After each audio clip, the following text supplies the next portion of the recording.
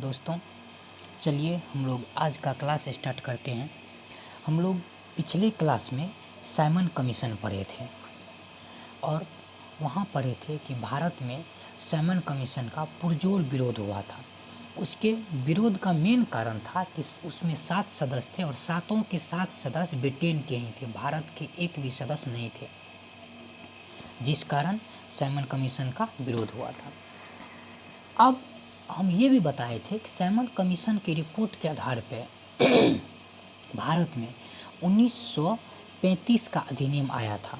Simon commission की report के आधार पे ही 1935 का अधिनियम आया था। कहने मतलब वो रिपोर्ट देगा तो उस आधार पे आगे का भविष्य तय होगा भारत का, और उसका विरोध हो रहा था। तो जाहिर सी बात है, यहाँ के लोग तो बैठेंगे नहीं, विरोध तो किए। और वहाँ के लोग भी ऐसा तो नहीं है पूरा मतलब दबाने की कोशिश में ही थे। तो ब्रिटेन के जो यहाँ शासक थे, मेन थे भारत सचिव, उन्होंने इंडियन के सामने में जो है, वहाँ ब्रिटेन उसमें कंजर्वेटिव पार्टी था, भारत में भारत सचिव था बर्केनहेड। तो उन्होंने भारतीय को चुनौती दिया, जो उस प्रमुख नेता थे। बोले आप एक ऐसा नियम बनाइए, ऐसा कानून बनाइए, या उसी को आप बोल सकते ऐसा संविधान बनाइए जो सबको पसंद हो। उसमें बहुत दल था, जैसे आज है बहुत दल है, भाजपा है, आप है, कांग्रेस है, जदयू है, राजद है, तृणमूल कांग्रेस है, बहुत सारा पार्टी उस समय भी था। बोला आप ऐसा एक कानून बनाइए, ऐसा संविधान बनाइए जो पूरे पार्टी को, सभी पार्टियों को स्वीकार हो। ठीक है, तो वही हम लैंग्वेज में लिखे हैं। यहाँ क्या है, साइमन आयोग की नियुक्ति के समय ही कंजर्वेटिव पार्टी के सरकार में भारत सचिव लॉर्ड बर्केनहेड ने भारतीयों के समक्ष एक चुनौती रखी। अब चुनौती क्या था कि वे एक ऐसा संविधान बनाकर तैयार करें जो समानतः भारत के सभी लोगों को मान्य हो। भारत के सभी लोगों, ये बोलिए या पार्टी बोलिए, मान्य हो। ठीक है, तो ये थोड़ा सा मुश्किल है, लेकिन फिर भी जब अभी इतना हम लोग आगे बढ़ चुके हैं, अभी कोई मतलब ऐसा बात नहीं होता है, कोई ऐसा मैटर नहीं है जिस पे सब पार्टी सहमत हो, तो उस समय कहाँ होगा। तो फिर भी नेहरू जी ने कोशिश की। अब इन्होंने भारतीय नेता द्वारा इसे क्या किया गया, स्वीकार कर लिया गया। तो फरवरी 1928 में, कब, फरवरी 1928 में सर्वदलीय सम्मेलन बुलाया गया। फरवरी 1928 में कहाँ, तो दिल्ली में, ये याद रखेंगे। फरवरी 1928 में दिल्ली में प्रथम सर्वदलीय सम्मेलन बुलाया गया, जिसमें ऐसे संविधान निर्माण की योजना बनाएगी जिसमें पूर्ण उत्तरदायी सरकार की व्यवस्था हो। फरवरी 1928 में दिल्ली में ये पूछा जाता है प्रथम सर्वदलीय सम्मेलन कहाँ बुलाया गया और कब बुलाया गया। 1928 में बुलाया गया, दिल्ली में बुलाया गया। प्रथम सर्वदलीय मतलब क्या, सभी पार्टी का आदमी रहेगा इसमें। ठीक, इसमें कहा गया कि हम लोग को ऐसा संविधान बनाना है जिसको सबके हित में हो। ठीक, और दूसरा जो है सर्वदलीय सम्मेलन मुंबई में 1928 में बुलाया गया। दूसरा सर्वदलीय सम्मेलन मुंबई में कब बुलाया गया, 1928 में, मुंबई में 1928 में मुंबई में बुलाया गया। इसका अध्यक्षता कौन कर रहे थे, मोतीलाल नेहरू। ये बहुत महत्वपूर्ण है, पूछा जाएगा नेहरू रिपोर्ट किसके अध्यक्षता में तैयार किया गया था, तो मोतीलाल नेहरू के अध्यक्षता में, जवाहरलाल नेहरू की अध्यक्षता में नहीं। नेहरू रिपोर्ट जो है मोतीलाल नेहरू की अध्यक्षता में गठन किया गया था, जो जवाहरलाल नेहरू के पिताजी थे। ठीक है, ये पूछ देता है और जवाहरलाल नेहरू के ऑप्शन में रहता है, तो बहुत स्टूडेंट जवाहरलाल नेहरू लगा के आ जाता है, तो ऐसा नहीं करना है। नेहरू रिपोर्ट किसकी अध्यक्षता में तैयार किया गया था, मोतीलाल नेहरू की अध्यक्षता में। प्रथम सर्वदलीय सम्मेलन कहाँ हुआ था, तो दिल्ली में, फरवरी 1928 में। द्वितीय सम्मेलन कहाँ हुआ, मई 1928 में, मुंबई में, मोतीलाल नेहरू की अध्यक्षता में द्वितीय सर्वदलीय सम्मेलन का गठन हुआ था। ठीक है, अब नेक्स्ट है मोतीलाल नेहरू की अध्यक्षता में, मोतीलाल नेहरू की अध्यक्षता में रिपोर्ट जो है अगस्त 1928 में सौंप दिया। इस रिपोर्ट को किस नाम से जाना जाता है, नेहरू रिपोर्ट के नाम से जाना जाता है। इस रिपोर्ट को किस नाम से जाना जाता है, नेहरू रिपोर्ट के, यहाँ भी लिखा भी है मोतीलाल नेहरू की अध्यक्षता वाली समिति ने। ठीक है, अब देखते हैं रिपोर्ट में क्या क्या था। रिपोर्ट में मांगा गया था कि डोमिनियन स्टेट, कहने मतलब हेड आप ही रहिए, सिर्फ हेड भर रहिए, आप कुछ हस्तक्षेप नहीं कीजिएगा और हम लोग को पूरा शासन दीजिए, उसको कहते हैं डोमिनियन स्टेट दीजिए। ठीक, और केंद्र में द्विसदनीय व्यवस्था रहेगा। द्विसदनीय व्यवस्था मतलब 2 सदन रहेगा, जैसे अभी भी केंद्र में 2 सदन है, एक राज्यसभा है, एक लोकसभा है। इसके बाद बोला केंद्र में द्विसदनीय व्यवस्था है। मंत्री जो रहेगा वो सदन के प्रति उत्तरदायी रहेगा। मंत्री किसके प्रति उत्तरदायी रहेगा? सदन के प्रति। अभी भी पूछा जाता है एग्जाम में, अभी मंत्री किसके प्रति उत्तरदायी रहता है? अभी मंत्री लोकसभा के प्रति उत्तरदायी रहता है, ठीक है, वो उस समय मांगा गया था। और कहा था अवशिष्ट शक्ति केंद्र के पास होगा। अवशिष्ट शक्ति मतलब क्या होता है? उस समय जो भी मतलब शक्ति नहीं था, जैसे अभी भी यहाँ वर्तमान में कौन कौन शक्ति है? संघ सूची का शक्ति है, राष्ट्र सूची का शक्ति है, समवर्ती सूची का शक्ति है। तो इसमें कुछ कुछ क्षेत्र है, जैसे रक्षा है, रेल है, सेना है, एयरपोर्ट है, डाक विभाग है, ये सब केंद्र सरकार के अंतर्गत है, ठीक है। राज्य सरकार के अंतर्गत क्या है? पुलिस विभाग है। राज्य सरकार के अंतर्गत पुलिस विभाग आता है। का समवर्ती सूची मतलब जो दोनों में है, जैसे खेती है, शिक्षा है, ये दोनों में है। अब अवशिष्ट क्या है? उस समय टेक्नोलॉजी डेवलप नहीं था, जैसे अभी साइबर क्राइम हो रहा है, तो वो कहा गया आने वाले समय जो जो शक्ति उभरेगी वो केंद्र सरकार के पास होगा। इसी को कहते हैं अवशिष्ट शक्ति। मतलब उस समय जो चुनौती नहीं था, अगर वो चुनौती आया तो उससे निपटने की शक्ति किसके पास होगा? तो केंद्र सरकार के पास होगा। जैसे 1947 में देश आज़ाद हुआ, उस समय साइबर क्राइम और कुछ था नहीं, तो उस समय वो किसी की हैंड में नहीं था, इसलिए वो जोड़ दिया अवशिष्ट शक्ति। वो अवशिष्ट शक्ति के रूप में आ गया, अब केंद्र सरकार के अंतर्गत है। अब हम देखते हैं नेहरू रिपोर्ट के अंतर्गत क्या क्या आता है, क्या क्या लिखा है। नेहरू रिपोर्ट में लिखा है कि भारत को डोमिनियन स्टेट का दर्जा दिया जाए। हम बोले हैं भारत को डोमिनियन स्टेट का दर्जा, जिसके नियंत्रण में केंद्र में द्विसदनीय विधानमंडल होगा। केंद्र में द्विसदनीय सदन होगा या विधानमंडल। विधान मतलब क्या होता है? नियम कानून बनाने वाला, ठीक है, केंद्र में।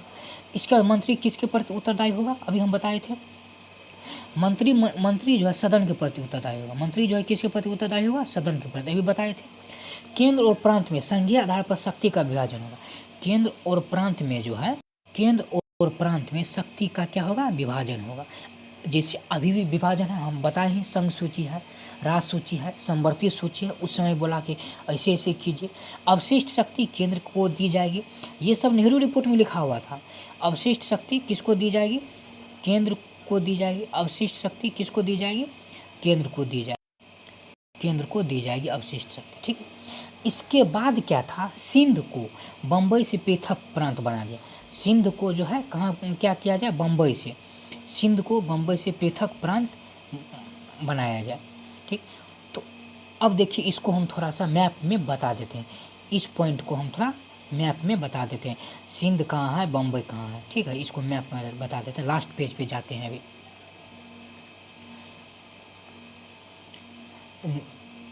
देखिए, जैसे ये हम भारत का रफली मैप बना रहे हैं।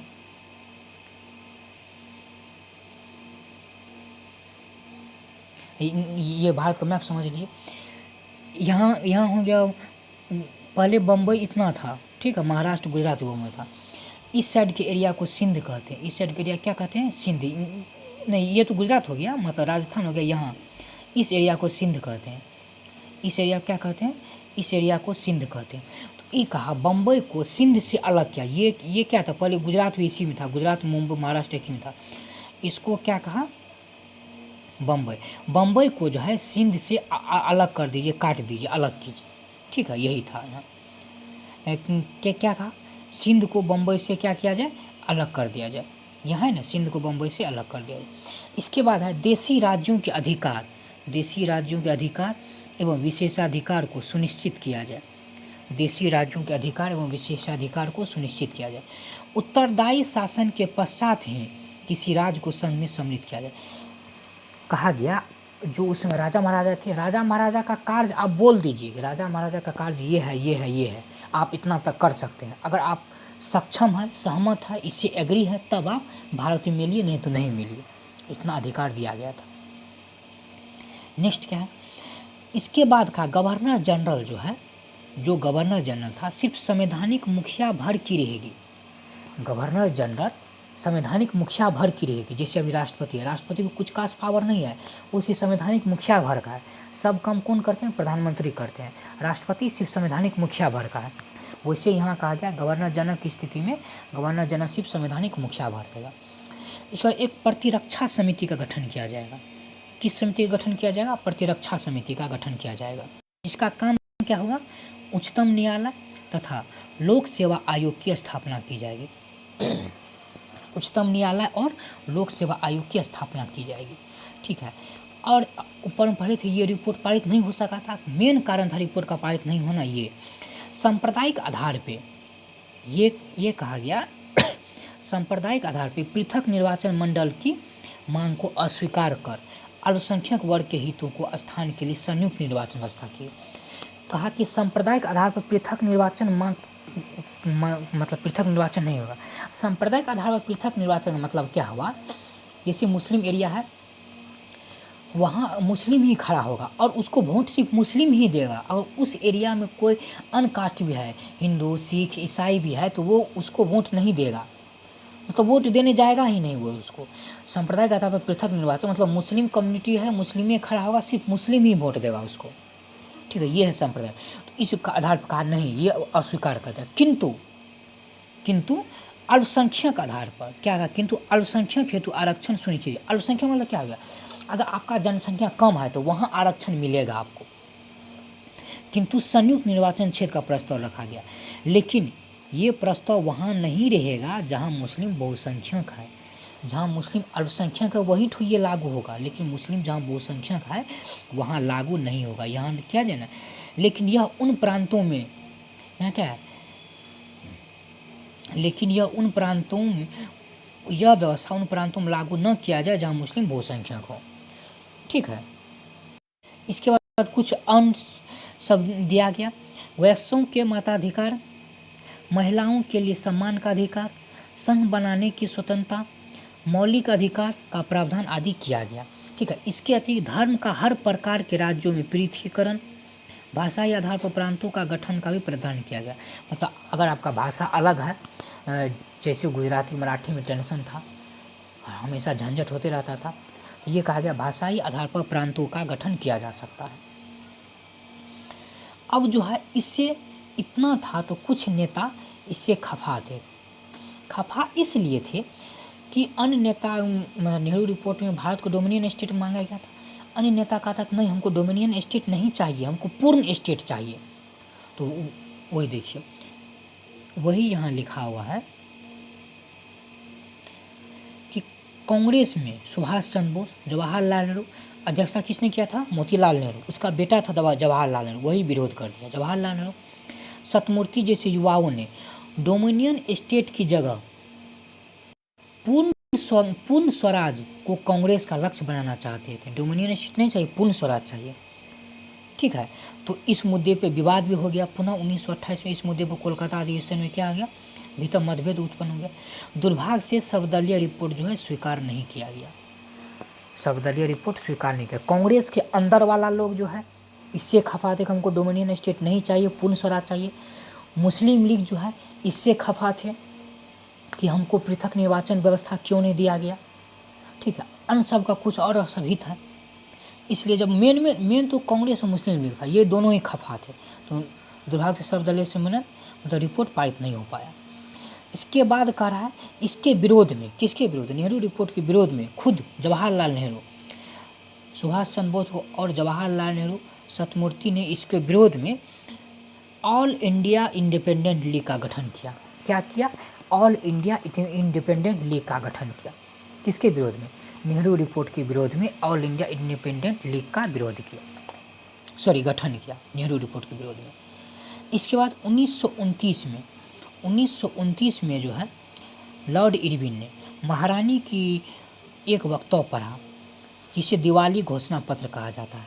पूछा जाता है दिवाली घोषणा पत्र किस परिप्रेक्ष्य में आया था? नेहरू रिपोर्ट के परिप्रेक्ष्य में आया था। क्या कहा था इसमें? कि भारतीय का या नेहरू रिपोर्ट का सिर्फ एक ही उद्देश्य है, डोमिनियन स्टेट प्राप्त करना। क्या उद्देश्य है? सिर्फ एक ही उद्देश्य है, डोमिनियन स्टेट प्राप्त करना। ठीक है। तो आज के लिए इतना था, और इसको हम ओवरव्यू रैपिड फायर की तरह देख लेते। देखिए नेहरू रिपोर्ट क्यों आया था? हम लोग साइमन कमीशन का विरोध कर रहे थे, तो बर्किन हेड जो है हम लोग को चुनौती दिया, यानी भारतीय को चुनौती दिया कि एक ऐसा संविधान बना के दिखाओ जो सर्वदलीय सहमति हो, सर्वदल जो इससे सहमत हो। तो नेहरू जी ने फरवरी 1928 में सबसे पहले प्रथम दिल्ली में प्रथम सर्वदलीय सम्मेलन बुलाया। इसके बाद द्वितीय सर्वदलीय सम्मेलन मुंबई में बुलाया, ठीक है, जिसकी अध्यक्षता नेहरू ने किया और रिपोर्ट तैयार किया, जिसे नेहरू रिपोर्ट कहा गया। इसमें जो है क्या क्या मांगा गया था? सबसे पहले भारत को डोमिनियन स्टेट का दर्जा दिया जाए, ठीक है, केंद्र में द्विसदनीय व्यवस्था लागू किया जाए, मंत्री सदन के प्रति उत्तरदायी होगा, अवशिष्ट शक्ति केंद्र के पास होगा, शक्ति का विभाजन केंद्र और राज्य के बीच शक्ति का विभाजन होगा, ठीक है, और जो राजा महाराजा था वो देसी रियासत था, उसको पहले से सब कुछ बता दिया जाएगा, उसकी इच्छा पर निर्भर करेगा आप मिलना चाहते हैं या नहीं मिलना चाहते हैं, ठीक। पृथक निर्वाचन मंडल को अस्वीकार किया गया, अल्पसंख्यक वर्ग को मतलब स्वीकार किया गया, उसको छूट दिया गया, ठीक है, महिलाओं को अधिकार दिया गया, इससे कुछ नेता सहमत नहीं थे, जैसे सुभाष चंद्र बोस, जवाहरलाल नेहरू सहमत नहीं थे। इसके विरोध में ऑल इंडिया इंडिपेंडेंस लीग का गठन किया गया, ठीक है, ऑल इंडिया इंडिपेंडेंस लीग का गठन किया गया। इसके बाद जो है महारानी ब्रिटेन का महारानी लॉर्ड इरविन के द्वारा एक दिल्ली घोषणा पत्र मतलब वक्तव्य पढ़ा गया, जिसमें कहा गया कि भारत की उन्नति का अंतिम चरण डोमिनियन स्टेट है, ठीक है। अब देखिए अंग्रेज का यही चाल था, उन्होंने पहले क्या बोल दिया था अंग्रेज ने कि सर्वदलीय सम्मेलन से पारित होना चाहिए। अब ये तो पारित नहीं हुआ, तो कभी अंग्रेज मानेगा? नहीं मानेगा। अंग्रेज का काम ही था हिंदू मुस्लिम में लड़ा, ठीक है। अब जिन्ना तो अलग हो गए थे नेहरू रिपोर्ट से, तो अब इसका रिपोर्ट तो पारित नहीं हुआ, स्वीकार नहीं किया गया, ठीक है। अब जिन्ना भी अपना रिपोर्ट प्रस्तुत किया, बोला कहा ये मेरा रिपोर्ट है, इसको मानिए। क्या कहा? ये मेरा रिपोर्ट है, ये इसको मानिए। अंग्रेज ने कहा रे बकलोलवा, हम नेहरू जी का नहीं माने तो तुम्हारा कहाँ से मानेंगे? मेरा तो काम ही है तुम दोनों को लड़ाओ, हिंदू मुस्लिम को लड़ाओ, ताकि हम राज कर सके। एक बात याद रखिएगा, दो व्यक्ति की लड़ाई में हमेशा तीसरे को फायदा होता है, ठीक है, दोनों व्यक्ति को कभी भी फायदा नहीं होगा। अगर आप दोनों मिल के, नेहरू जी, जिन्ना साहब सब मिल के लड़ते तो अंग्रेज भाग गया रहा था। एक वो कहावत है ना कि अगर आप सड़क पे कितना भी कंकड़ पत्थर रहेगा तो आपको चलने में कोई तकलीफ नहीं होगा, लेकिन आपके जूता में एक भी छोटा सा कंकड़ चलाया ना, आपको चलने में बहुत तकलीफ देगा, बहुत ज़्यादा, ठीक है। तो अंग्रेज ना नेहरू रिपोर्ट माने ना जिन्ना रिपोर्ट माने। तो हम कल जो है जिन्ना रिपोर्ट पढ़ेंगे, जिन्ना क्या क्या मांगा था, ठीक है। ये सब साइमन कमीशन का ही बवाल है। कल जो है जिन्ना रिपोर्ट पढ़ेंगे। चलिए तब तक के लिए हम लोग इतना ही रखते हैं। Thank you.